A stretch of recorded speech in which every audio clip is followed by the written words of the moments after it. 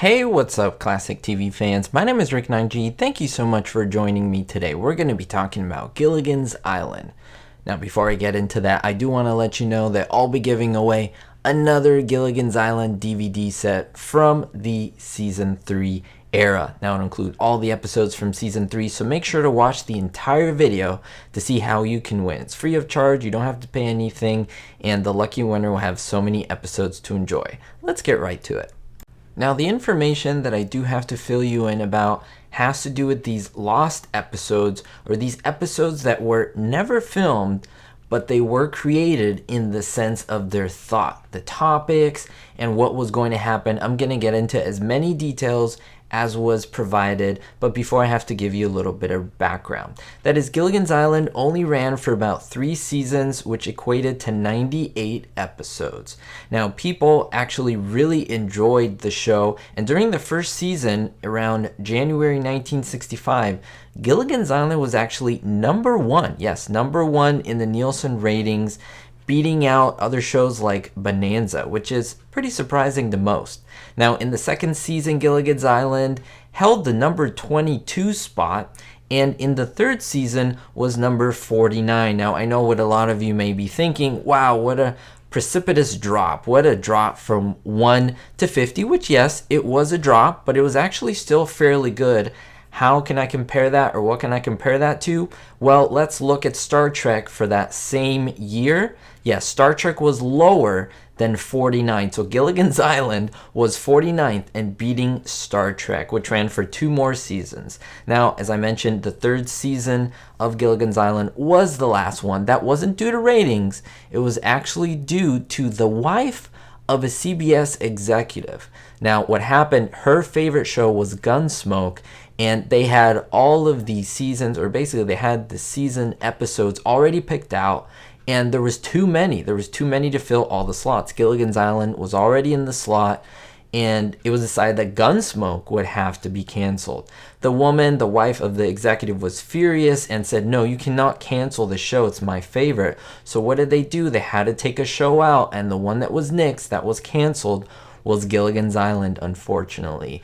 But that did leave us with something very interesting, and that is 10 episodes of Gilligan's Island that were already planned out. Now, unfortunately, they were not shot. The actors didn't come in to shoot any scenes or even prep for them, but 10 scripts were brainstormed, that is, 10 topics. They even had some actors already set out. At least they had scouted them out and so forth. And I'll get into all those details in just a little bit. I think you're going to absolutely love it. Now, I know a lot of you will know or want to know how this was known. Well, in the last actual script, this is the actual script, the last episode that basically we have of Gilligan's Island was called Gilligan the Goddess. And in that one, in the sides of the script were scribbled the names of future episodes with the description of the episodes, kind of a quick description that I'm going to go through right now and talk about what could have been, what the cast was already prepared, because they were already signed on for season 4. However, they were notified, as they already thought they were coming in soon to shoot for the next season, hey, the show's canceled. They were all shocked, even Sherwood Schwartz, all the actors and so forth. And we're going to go through the episodes 1 through 10, the ones that were already essentially commissioned. They have names and the descriptions. Let's start with number 1. I will be going into my own thoughts and opinions after I name the episode and give you a little mini description of what it would have been about and just my thoughts, so keep that in mind. Number 1 would have been called, so the first episode of season 4 would have been called Proportional Potions.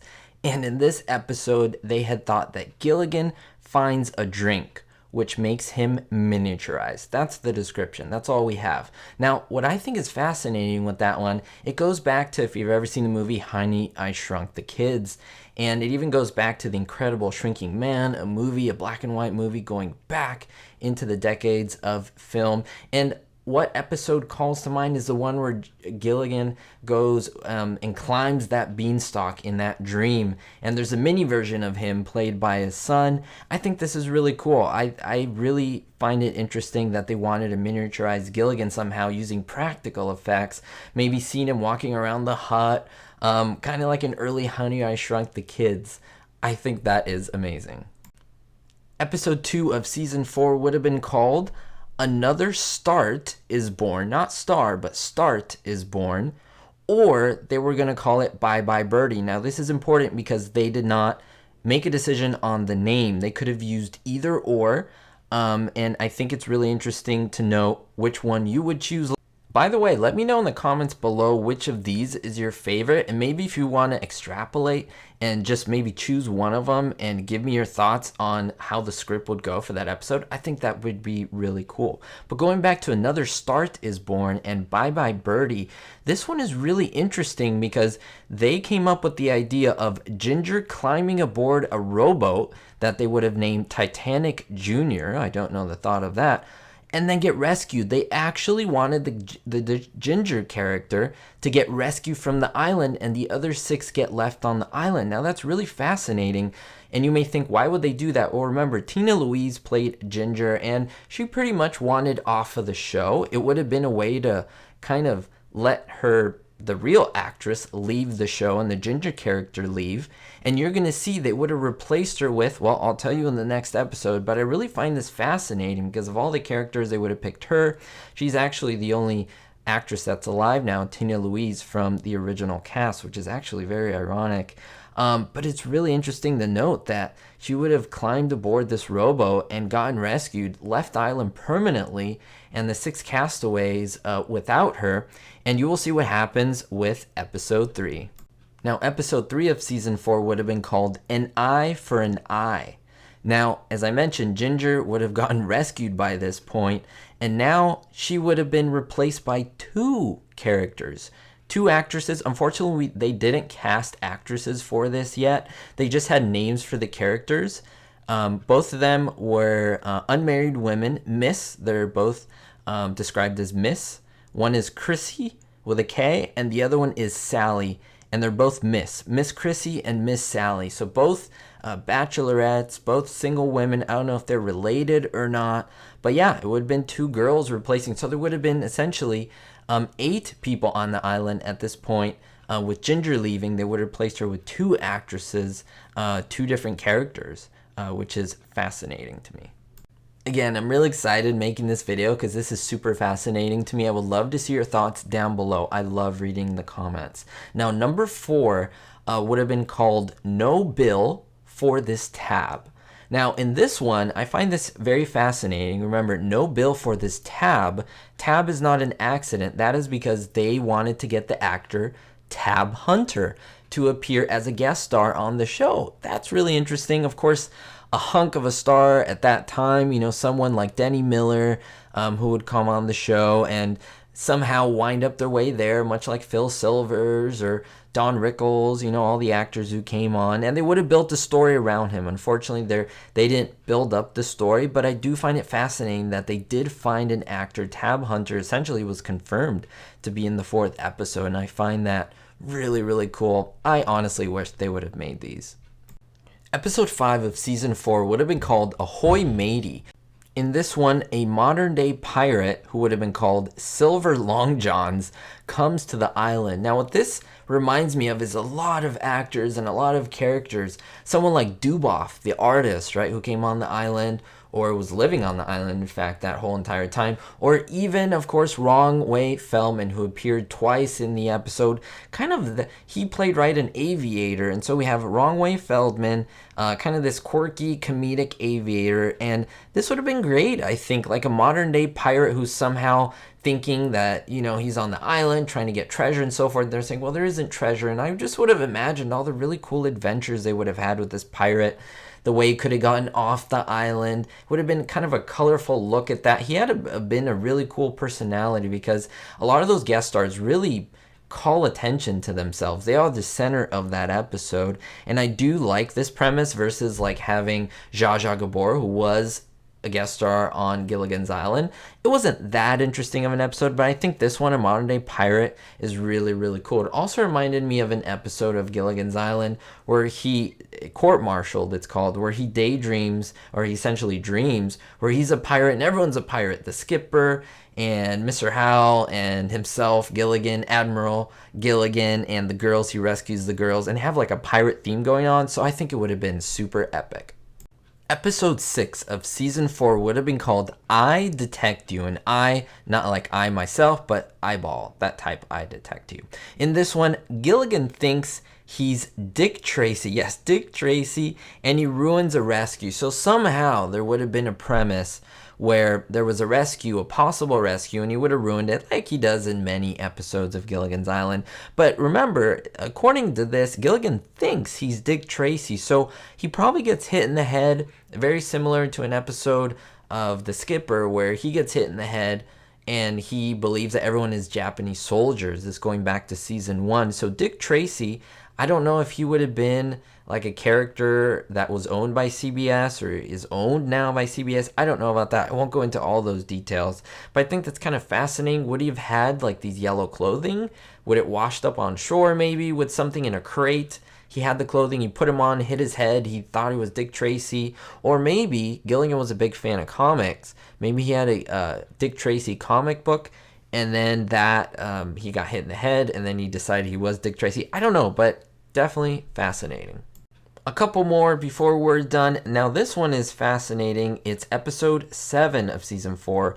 It would have been called Who's the Dodo? Now Dodo referring to the dodo bird, of course the extinct dodo bird.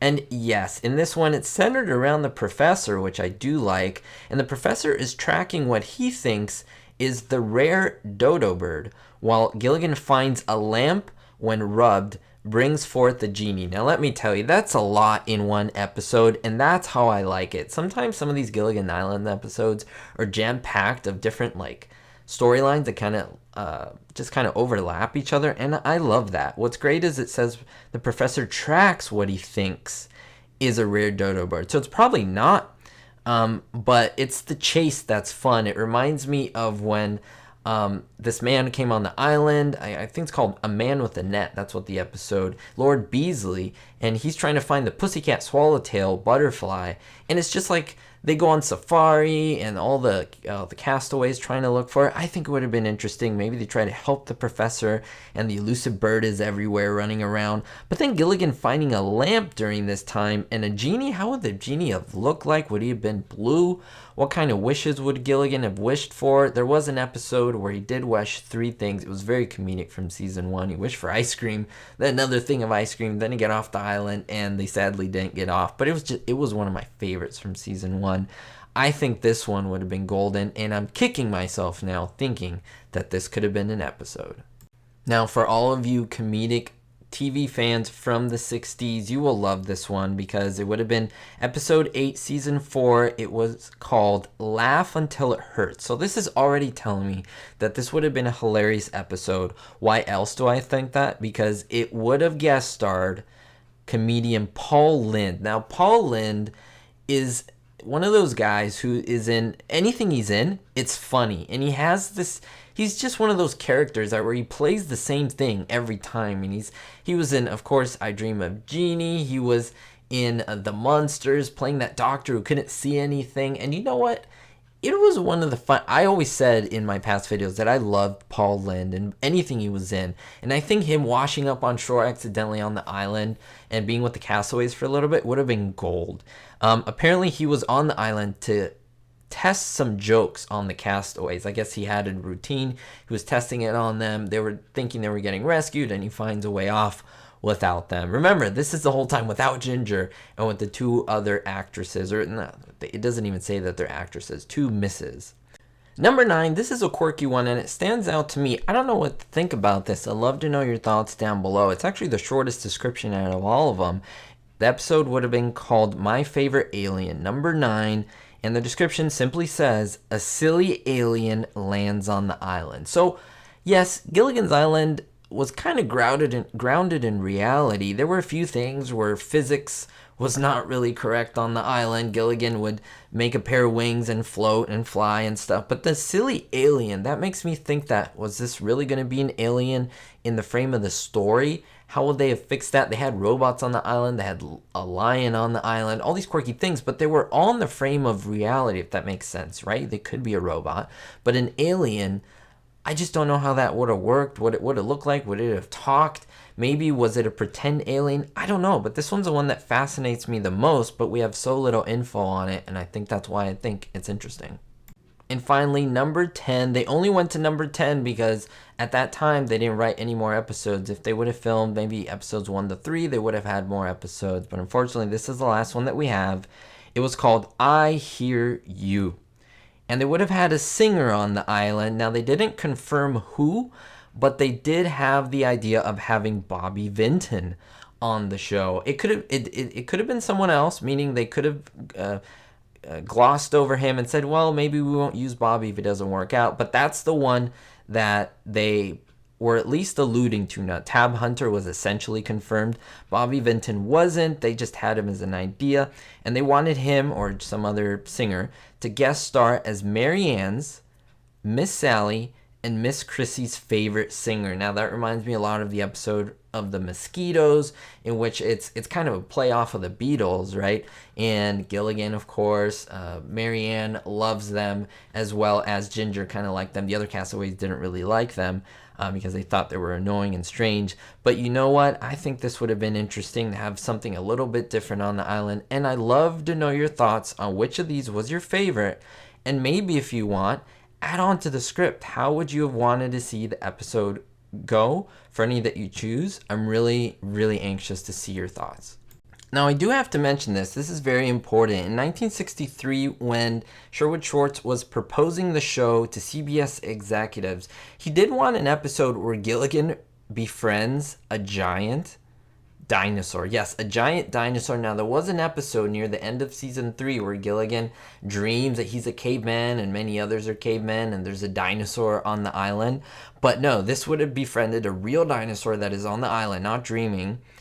And what is great is that Sherwood Schwartz thought that if the ratings continued to slip, that they would have married 2 castaways together. They didn't really say who, but most likely it would have been Mary Ann and Gilligan, possibly the professor and Mary Ann. Now, Ginger was written out, as I mentioned. She was rescued, and so we might have had a professor with Miss Sally or a professor with maybe Miss Krissy marriage. We don't know. And then later they would have had a baby.